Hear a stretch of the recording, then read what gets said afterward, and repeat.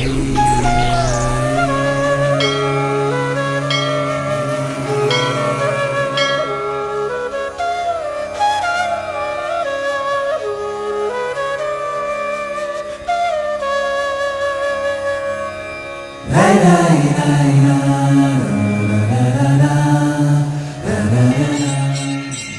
ಶ್ರೀ ರಾಘವೇಂದ್ರಾಯ ನಮಃ. ನಿರಸ್ತದೋಷೋ ನಿರವತ್ಯವೇಷಸ್ಪ್ರತ್ಯರ್ಥಿ ಮೂಕರತ್ವನಿಧಾನಃ ವಿದ್ವತ್ಪರಿತ್ಯೇನ ಮಹಾವಿಶೇಷೋ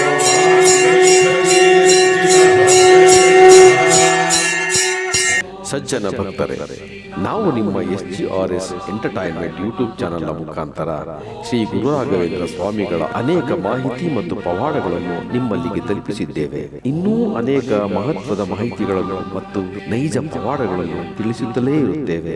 ಇಂದು ನಾವು ನಿಮಗೆ ಏಕಾದಶಿ ದಿನದಂದು ಯಾವ ನಿಯಮಗಳನ್ನು ಯಾವ ರೀತಿ ಪಾಲಿಸಬೇಕು ಎಂಬುದನ್ನು ತಿಳಿಸುತ್ತೇವೆ. ಶ್ರೀ ಗುರುರಾಯರನ್ನು ಮೆಚ್ಚಿಸುವುದಕ್ಕೆ ಮತ್ತು ಸಂಪೂರ್ಣವಾದ ಅನುಗ್ರಹವನ್ನು ಪಡೆಯುವುದಕ್ಕೆ ಯಾವ ರೀತಿ ಪೂಜಾ ಕ್ರಮವನ್ನು ಪಾಲಿಸಬೇಕು ಎಂಬುದನ್ನು ನೋಡೋಣ ಬನ್ನಿ. ಏಕಾದಶಿ ದಿನವನ್ನು ಬೇರೆ ದಿನಗಳಿಗೆ ಹೋಲಿಕೆ ಮಾಡಿದರೆ ಈ ದಿನ ವಿಶೇಷವೇ ಎಂದು ಹೇಳಬಹುದು. ಈ ಏಕಾದಶಿ ದಿನ ಶ್ರೇಷ್ಠ ಮತ್ತು ಉತ್ತಮಕರವಾದ ದಿನವಾಗಿದೆ. ಈ ದಿನ ಉತ್ತಮವಾದ ನೀತಿ, ರೀತಿ ಮತ್ತು ಕ್ರಮಗಳು ಕೂಡ ಇರುತ್ತವೆ. ಹಾಗೆ ಶ್ರೀ ಗುರುರಾಯರನ್ನು ನಾವು ಪೂಜಿಸುವಾಗ ಕೆಲವೊಂದು ನಿಯಮಗಳನ್ನು ಚಾಚು ತಪ್ಪದೆ ಪಾಲಿಸಲೇಬೇಕು. ಈ ಏಕಾದಶಿಯ ದಿನ ಶ್ರೀ ಗುರುರಾಯರು ನಿರಾಹಾರಿಯಾಗಿದ್ದು ಉಪವಾಸದ ವ್ರತವನ್ನು ಆಚರಿಸುತ್ತಾರೆ ಮತ್ತು ಸಂಪೂರ್ಣ ಧ್ಯಾನಮಗ್ನರಾಗಿರುತ್ತಾರೆ.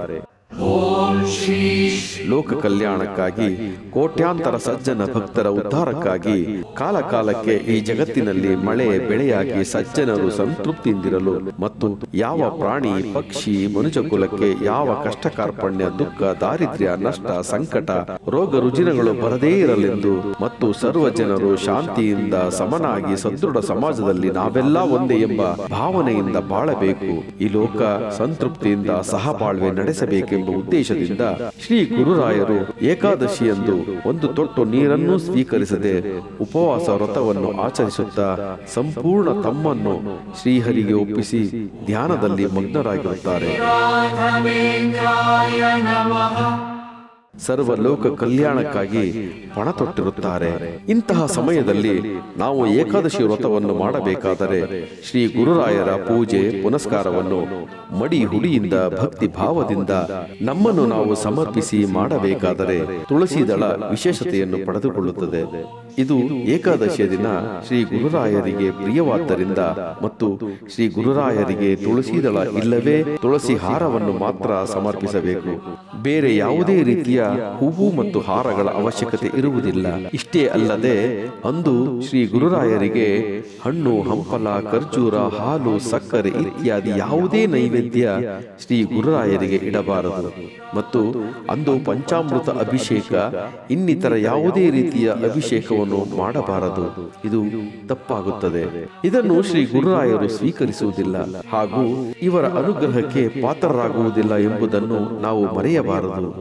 ಏಕಾದಶಿಯ ದಿನದಂದು ಬೃಂದಾವನಗಳಿಗಾಗಲಿ ಮನೆಯಲ್ಲಿರುವ ಶ್ರೀ ಗುರುರಾಯರ ಫೋಟೋಗಾಗಲಿ ಮೂರ್ತಿಗಳಿಗಾಗಲಿ ಅಲಂಕಾರವನ್ನು ಮಾಡಬಾರದು.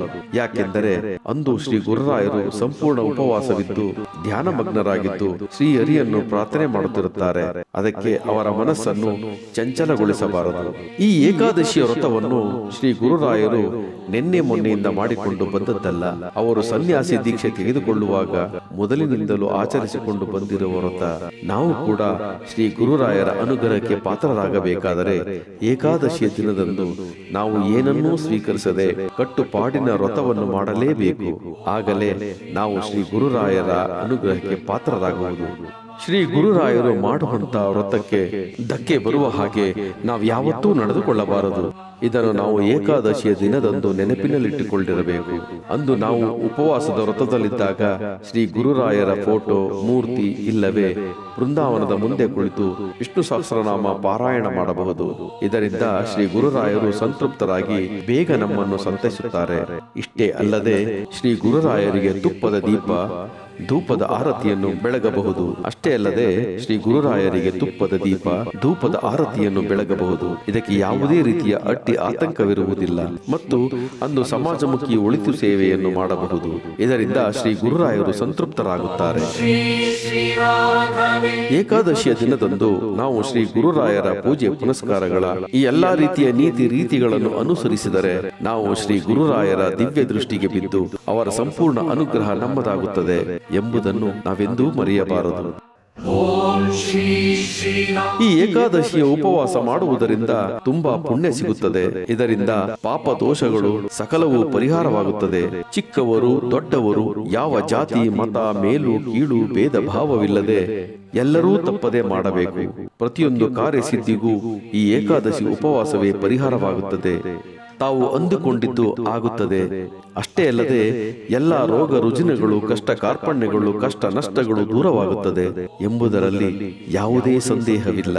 ಎಲ್ಲಾ ತರಹದ ರೋಗಗಳು ವಾಸಿಯಾಗಿ ಆರೋಗ್ಯ ಭಾಗ್ಯ ಲಭಿಸುತ್ತದೆ. ಸಾವಿನ ಭಾಗ್ಯ ದೂರವಾಗುತ್ತಾ ಹೋಗುತ್ತದೆ. ಬುದ್ಧಿಶಕ್ತಿಯು ಜಾಸ್ತಿಯಾಗತೊಡಗುತ್ತದೆ. ಆಯುಸ್ಸು ವೃದ್ಧಿಯಾಗುತ್ತದೆ.